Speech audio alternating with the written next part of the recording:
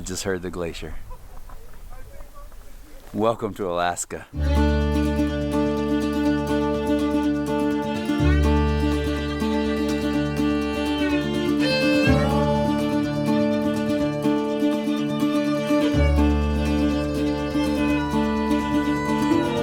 So welcome to Alaska. We're on our first full day of shooting with McKay Photography, and we're actually working with another tour group here, Salmon Berry Tours, to take us out to these amazing locations. How amazing? Well, you know, we're on a glacier. We're actually technically not right on it yet. This is kind of the ice that falls off. This is a guided tour. We've hiked about a mile to get out here. We've got these peaks around us that are being hit by this kind of low winter sun. Just took a few moments to explore a little kind of like ice cave, might be a little bit too dramatic, but ice tunnel and that gorgeous glacial blue ice. I mean, this is, if those of you who have watched for a while, you know, in Iceland I was a little gaga about the glaciers, but we never got too close to them other than the lagoon where we were in the little boats. We never got on them. Here we are about to get on a glacier. And for somebody who studied earth science in college, actually took a glacial geomorphology class, this is dreamy stuff. This is beautiful stuff. And this is an awesome adventure, an awesome way to begin this trip. We're making our way across this glacier. It's just fantastic. We're actually, I think, technically still not on it. We're just right at the edge. Some of these pieces she's showing us are moving as much as a foot a day. We got this kind of blue ice cave back here behind us. Just awesome. You know, one of the things to make sure you do from time to time in places like this is include people in your shots to show and give a sense of scale. Because some of these rocks, some of this ice is massive, and having somebody nearby, but not close enough that they get crushed, gives a sense of scale.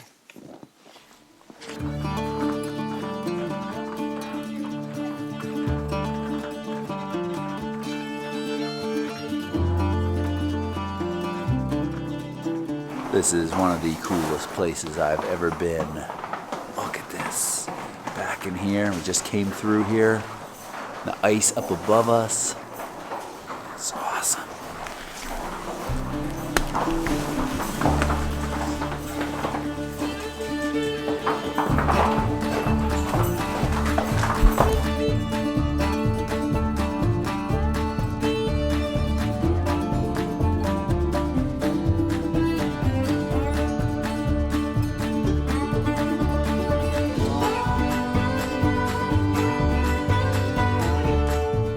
Today we're out with Dallas Seavey.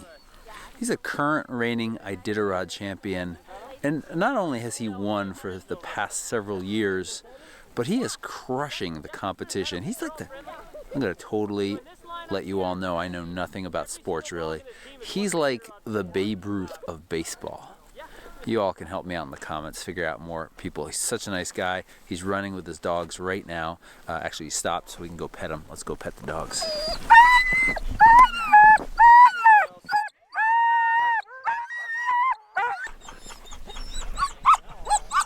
This is Dallas Seavey here. He is current running Iditarod champion. How many years have you won now total? 4 total, 3 in a row. Fantastic. And you know, I'm doing this channel for a bunch of photographers. Some of them might not have ever heard of the Iditarod. Yeah. Could you sum it up in like 2 sentences? Yeah, in short, the Iditarod is the longest sled dog race in the world, over 1,000 miles across Alaska, and it is the world championships of sled dog racing, of long distance sled dog racing. And it's been my family legacy, I guess, for 3 generations, going on 4 now. That's amazing. It's so cool. I have loosely followed the Iditarod since I've been a kid, just because it's one of those kind of cool outdoor things that I've always been excited about.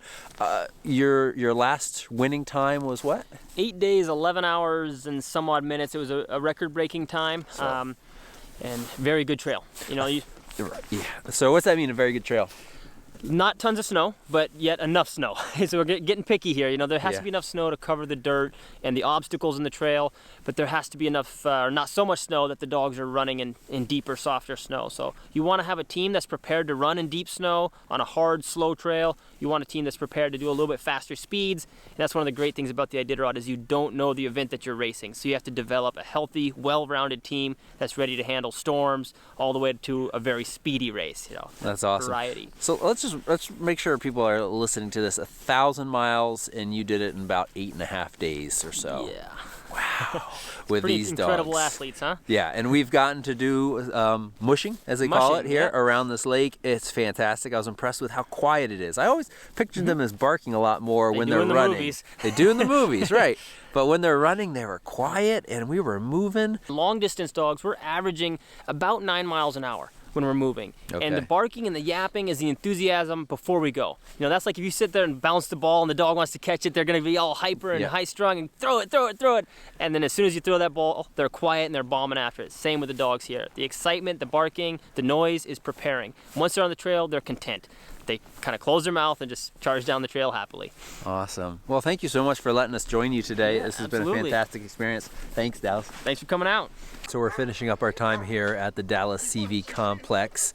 You know, on these trips, it is a lot about photography, but we often find that some of the more interesting pieces are not necessarily the photos, but there's so many cool photos here. The dogs hanging out in their little huts. Of course, the sledding and the mushing. But just, you know, being able to talk to Dallas Seavey a little bit. And this guy is the superstar of the Iditarod right now. And to meet these dogs that are super athletes and the way they treat them and the massages that they get and the food systems that they get, it's really cool to kind of experience and see and be part of all of this. We're on our way now to Talkeetna, and it's snowing pretty good, so I don't think we're going to get any Aurora tonight, but tonight was kind of the practice night, and then we head up north tomorrow.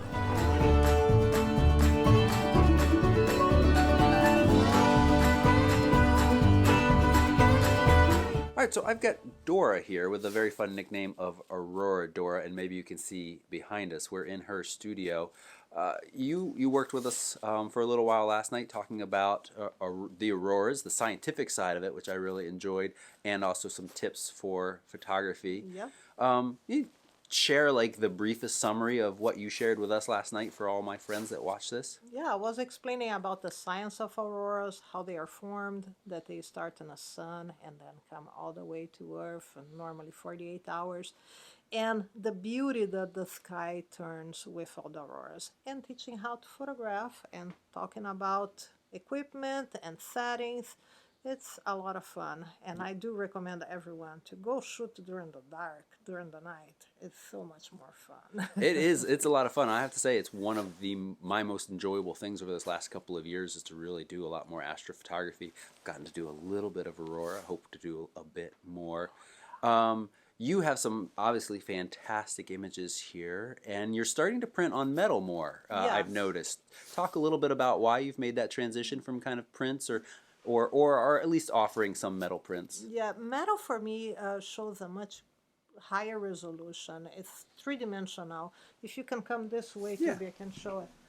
Like here you have an image that is printed on paper, and this is archive professional paper. And right there you have a metal print. And you can see how the photo paper is so flat. You see much more in this area here. And there you see how three-dimensional. Imagine you probably have some reflections with the light too. But I do print on metal and in a glossy metal because it gives this three-dimensional look. Really, really enjoy. And so many people come here to Alaska and they want to see auroras and they are here on the wrong time of the year or when we don't have a good weather.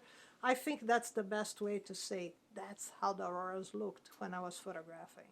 Nice. So you mentioned that best time of year. What are some of the best times of year to come up here and photograph the auroras? You know, during the summer we don't have auroras because we don't have darkness. Then I normally say between September and March, when we have at least 12 hours of darkness, that's the ideal time.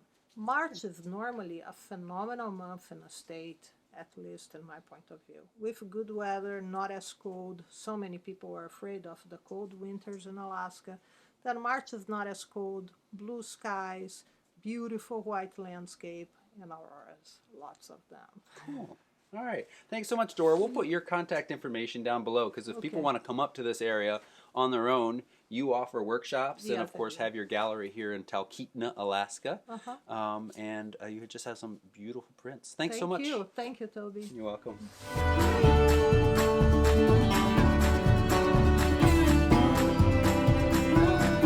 I just want to point out, which is probably one of the coldest porta potties anywhere. Oh my God, she's going in. That's where you freeze your pippies off.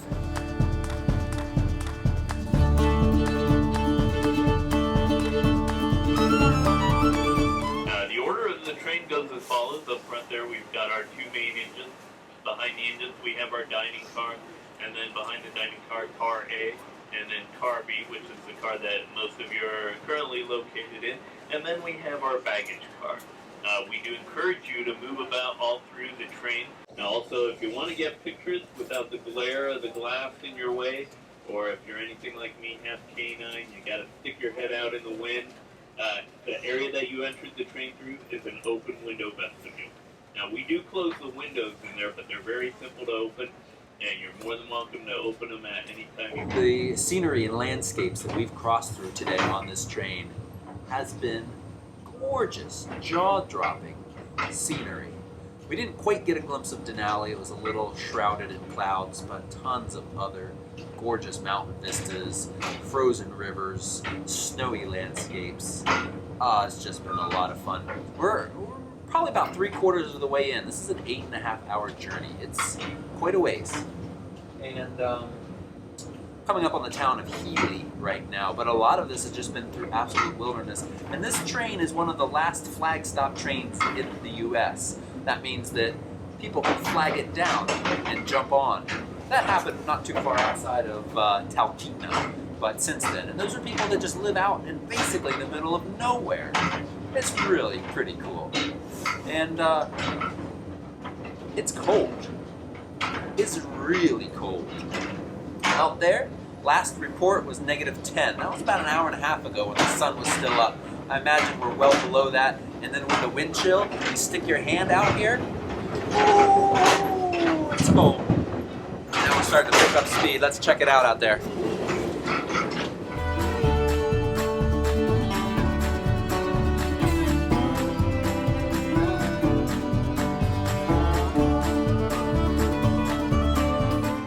We've left the train behind. We had a nice night's sleep in Fairbanks. Now we're on that bus. Stopped at the Hilltop truck stop. Woo! You can't stand out here too long, bare skin, because it is 25 below zero. No wind right now, or just the slightest wind. Our goal is, of course, the Aurora Photography tonight. We should see it. But also just to enjoy this amazing landscape. It's about 2:30 in the afternoon, and the sun is almost below the horizon. All day long it looked like a sunrise or sunset time, golden hour. Pretty amazing. All right, so it's really dark, it's really cold. We're on day 2, or night 2 of our Aurora Photography. Both nights have involved yurts. Fantastic, amazing locations. Nice, warm place to hang out. Right now I'm running the Sony with the internal time-lapse. I've got it rigged up to an external USB battery, and it's been running for about an hour. Ooh, spooky. But we've got Aurora going, plus we've got beautiful stars, and we'll see. This should be pretty good.